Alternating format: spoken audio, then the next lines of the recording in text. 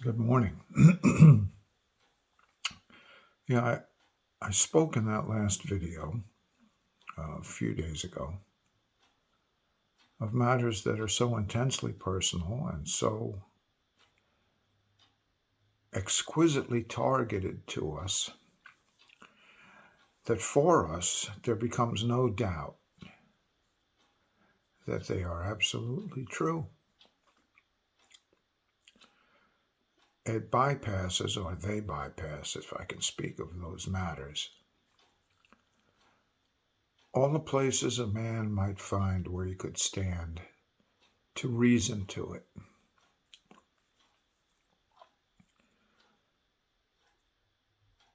And I know that sounds contradictory, that sounds paradoxical, because how would a man know anything is true? But when such matters of truth hit us in such a way that we cannot deny we have been hit, so to speak, we have been hit. It has impacted, it has entered, it has transformed the way we think and see.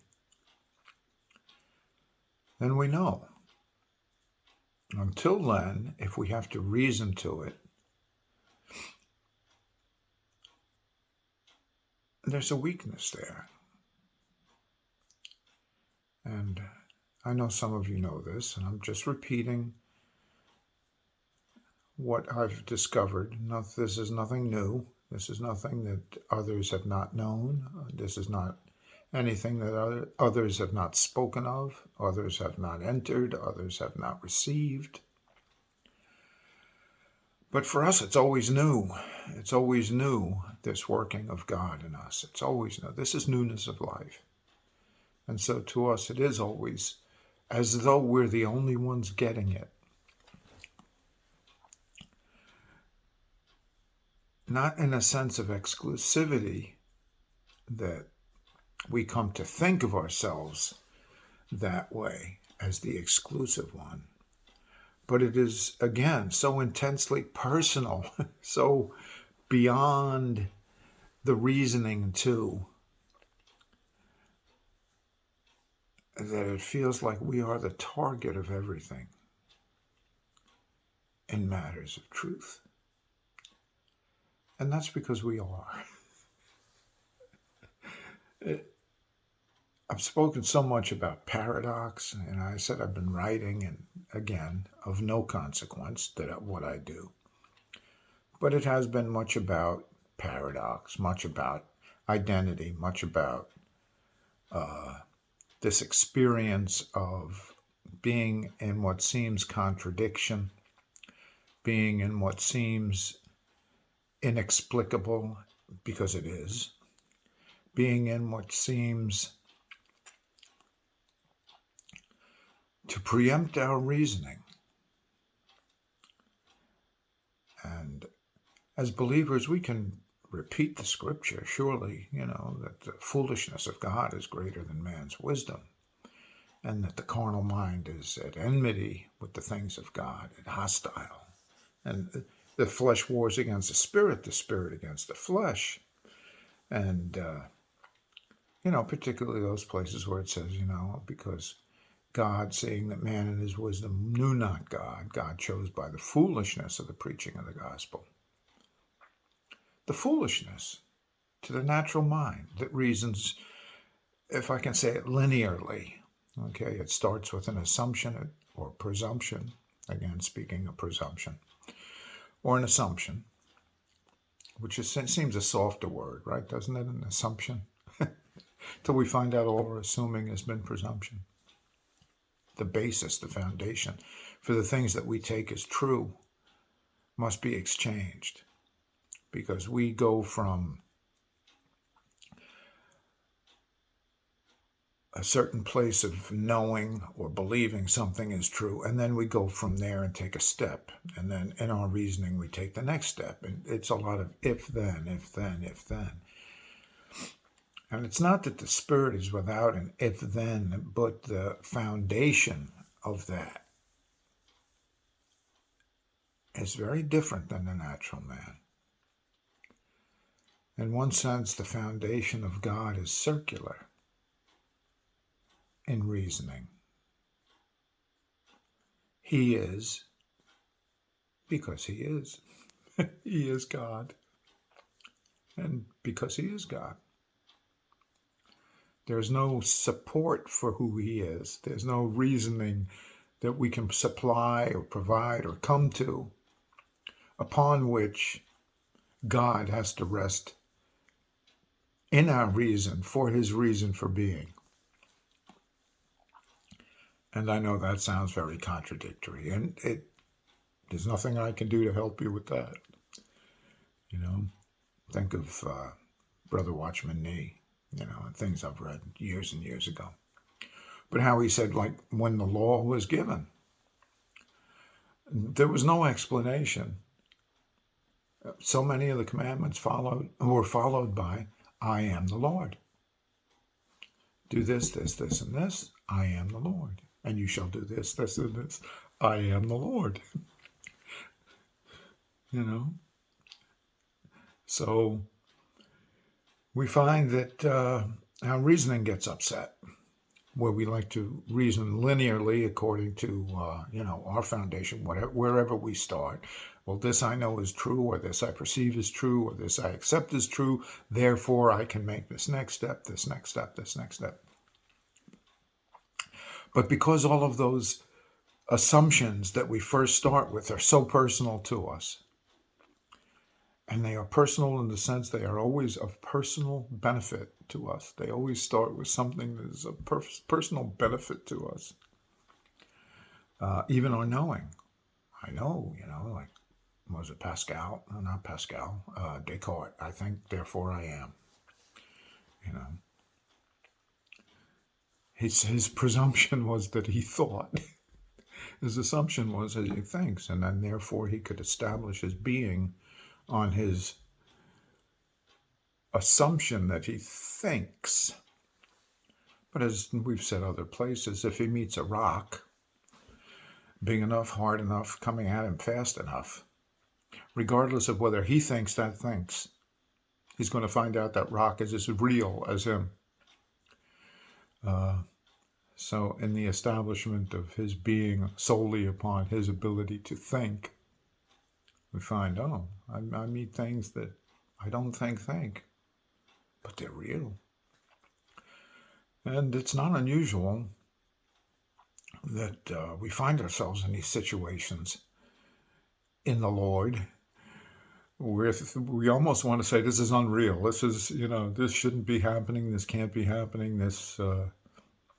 And yet all is purpose to us, for us, by him, to bring us into the knowledge and the understanding and the grace and the life of Jesus Christ. And things become puzzling at that point, when we can't make sense of them,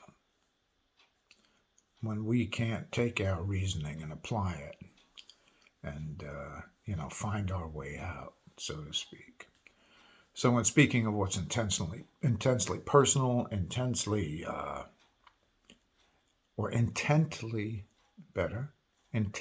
given us, it is ours to discover by the grace of God, to seek, to ask, to knock. For he who seeks finds, he who knocks shall have the door open to him. He who asks, will receive answer.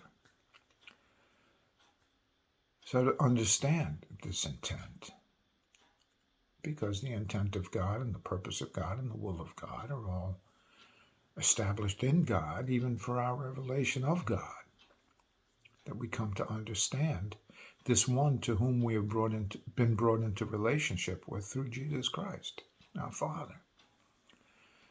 And as we all know, to whatever extent we know it, a father doesn't have to give reason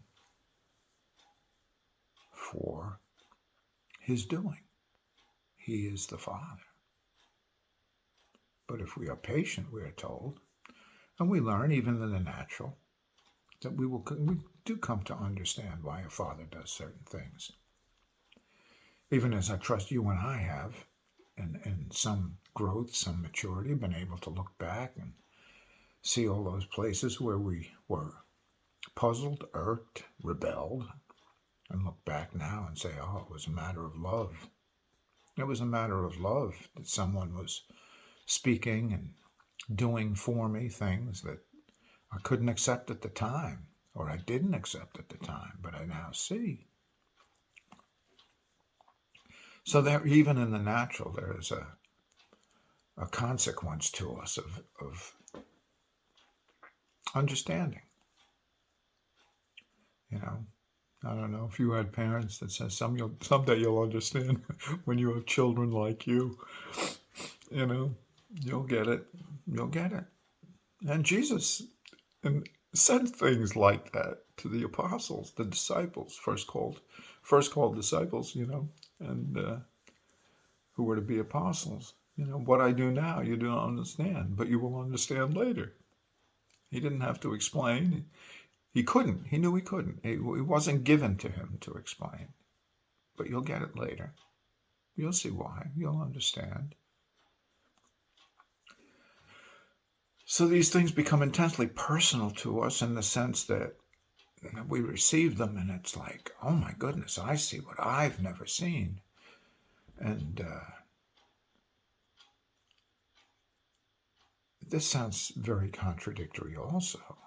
It is to learn that God is dealing with each and every one of us in the same way. So intensely personal, in address of all that we would consider unique to us, that we come to discover, learn, hopefully, just how unique and personal, or personally, may I say, God takes each one of us, his children. My sheep hear my voice, and I call them by name. By name. That's very personal. But once we accept how personal it is, and are by the grace of God to enter that place where we see, oh my, he's working with each that way. He takes each of us so personally, addressing what we would call our uniqueness. We begin to feel and understand this is what happens and is happening as in the only begotten Son.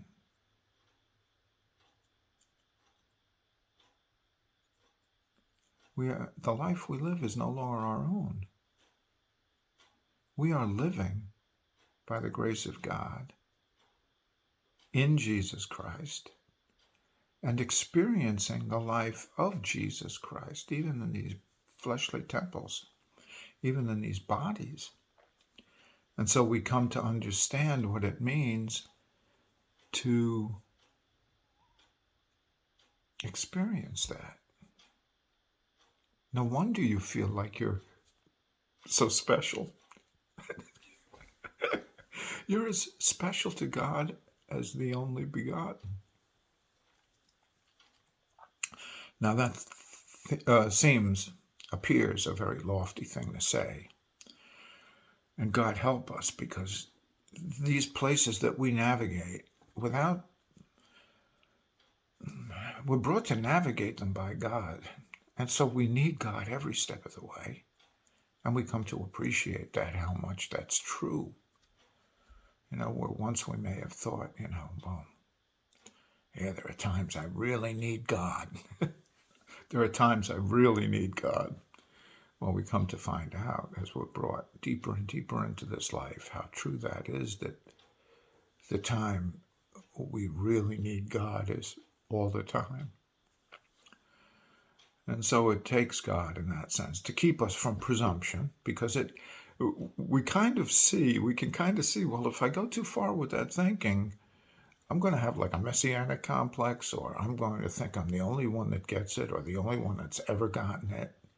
Yet these things, as Paul said, why do you act as though what you have you didn't receive? Why do you act as though the word of God comes out of only you, and what you have you didn't receive? And if you did receive it, why do you act like you didn't?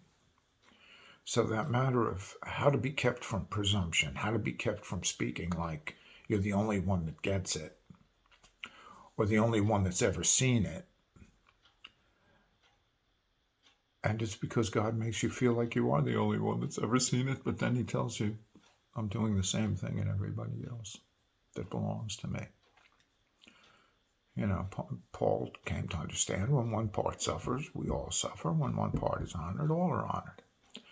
So this is a general distribution of uniqueness, so to speak, and the life of the only begotten Son. And we experience it like that. And this helps us to understand, number one, that this is true. We have received the life of Jesus Christ. It is no longer I who live, but Christ that lives in me.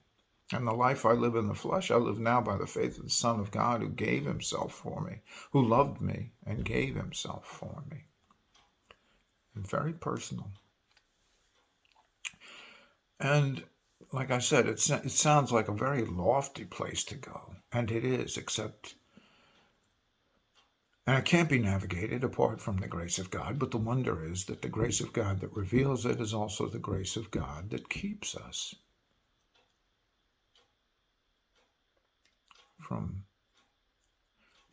to understanding, keeps us from misunderstanding. It doesn't mean we may not make mistakes. It does not mean that we don't need to have things further revealed. But there is that wonderful place in John where Jesus speaks, Father, I pray those whom thou hast given me may be one, even as you and I are one. I and them and thou and me, that they may be made perfect in one, that the world may know that you have sent me. And thou hast loved them. And again, if I am misquoting, please rebuke me, reprove me, remind me. And thou hast loved them, even as thou hast loved me. I've said in other places, because it always astounds me to consider that. I can't get far from it. I never can. There's always something too wonderful. And when I say too wonderful, I mean it's too lofty for me to attain to. Yet I know because Jesus spoke it, it's true. So there's even that seeming contradiction. This is too much. This is too far beyond my understanding, my ability to even in some way accept as true, accept that Jesus speaks it. Therefore it is truth. And hast loved them even as thou hast loved me.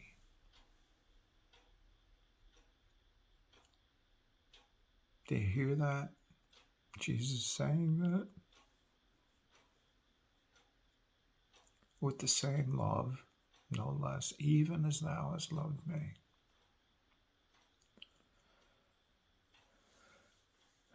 Yeah, you would think, or you might, and I speak as a man, that these sort of things kind of bring Jesus down. Well, he was sent down, so to speak, from above.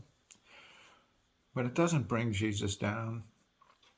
It has a working in us to his further exaltation in us.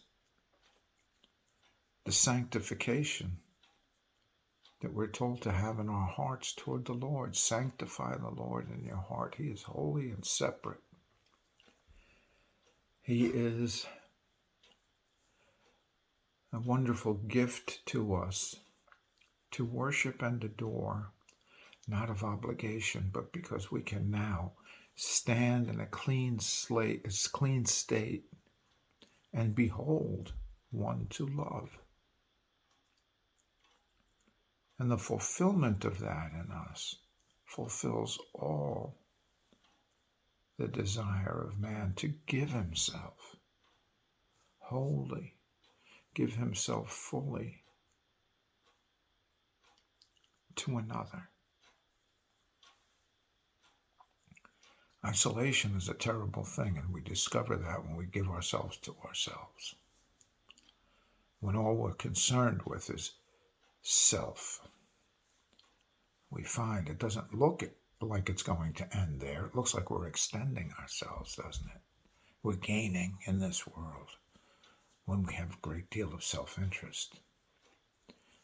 We can promote ourselves. We can advance ourselves. We can ascend in some way in the world, have more things, have more riches, have more notoriety, have more fame, have more importance, so to speak.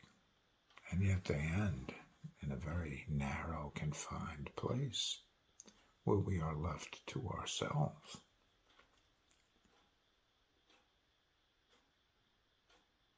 And these things do seem paradoxical. You know, Jesus said a man's life does not consist in the abundance of possessions. Jesus understood why we gather all this stuff to us. We want to make our lives bigger, so to speak. We think we're making our lives bigger. The more I have of this, I have a bigger life. The more I have of this. And in a very fundamental sense, these are armaments. These things become, in the mind that's consumed with them, in the natural mind, they become an extension of ourselves, and therefore we're very big. And if you will, death has a lot to go through to get to us. If you can understand that, the more I can spread out, the more I can be big and large, the further death has to come to get to the me that is me. And so it's all a self-defense ploy. But we've surrendered that in Jesus Christ. We are no longer the defenders of ourselves. We've learned I can't. And by the grace of God, received the life of the one who is our defense, who is our justification. I can't make reason for anything that I do or say or am apart from the grace ministered through Jesus Christ. That's the justification. A natural man is full of reasonings of why he does things, and to him they all sound sound because he's reasoned them out. And to others who are of the same natural mind, they also sound reasonable. Well, that sounds reasonable. Yeah, you want to really establish yourself and get bigger, bigger, bigger, in the sense of worldliness, that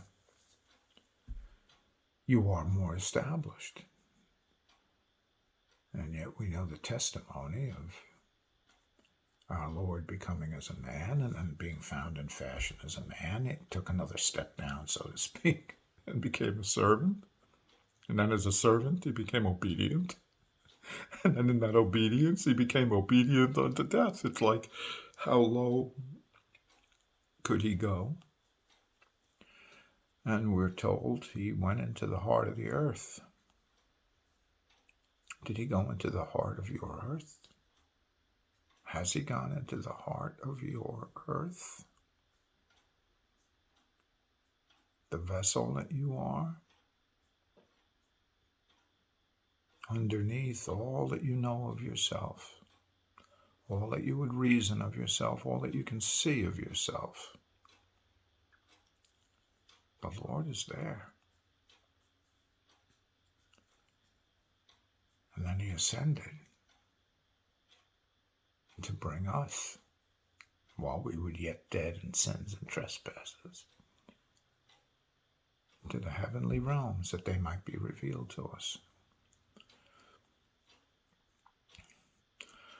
And it is intensely personal. It is extremely, to the natural man, paradoxical, often paradoxical to us, even if we claim some spirituality. How can this be? How can this be? This doesn't seem right. But these are the sufferings of Christ. He suffered. What shall I say then? Father, save me from this hour? That hour wasn't pleasant for him. That hour wasn't a thing he came up with for himself. But it is for this very hour that I have come, sent with purpose. You know, it's almost like God help me, I don't want to be cavalier, but it's almost like a fighter being told, you've won every bout till now. And I'm asking you to throw this one, the big one.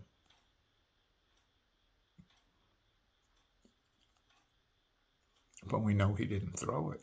To the world he threw it, or to the world he'd gone too far. To the world, he's done. He's out. He's dealt with. He's been shown to be no more than any other man. All of the things he said, all of the things he did, amounted to nothing in the light of his being just like any other man. He can be killed. He can be done away with. We can get rid of him safely. But we know something different, which is why we pin our hopes on the resurrection, so to speak. Pin our hopes. That's why Paul even went to that place, you know. Paul even went to that place in his pursuit of the knowledge of Jesus Christ, where he had to confront that, or he confronted that. If Christ not be raised, then our preaching is in vain, and we make God a liar.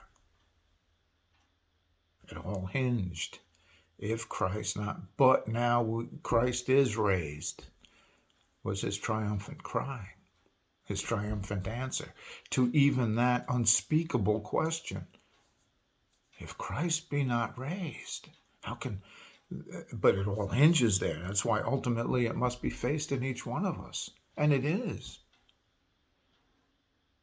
It is brought to that place where God wants us to know. And so it becomes to us that point.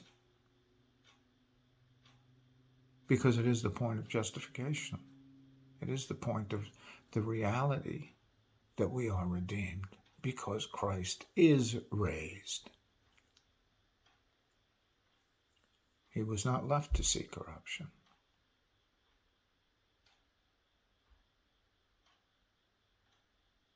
I pray whatever you are going through, and I trust you are in the sufferings of Christ, often vexed, often cast down, often perplexed even, that by God's grace he comfort and encourage you and give you the peace there to know that as surely as you didn't choose it for yourself, you cannot save yourself out of it. And to receive with grace the hope and the patience to await your Savior. For he who is coming will come and will not delay. And I would ask that you pray the same for me, if you have any care at all about it. That in a very perplexing place, this world, in a place that is really full of contradictions, not seeming contradictions, really is full of contradictions, that by God's grace, what appears contradiction to us and in us, or paradox, be resolved and reconciled to us, that we are not our own, we have been purchased with a price, and that the lives we now live in the flesh, by the grace of the Son of God, we do live by the faith of the Son of God.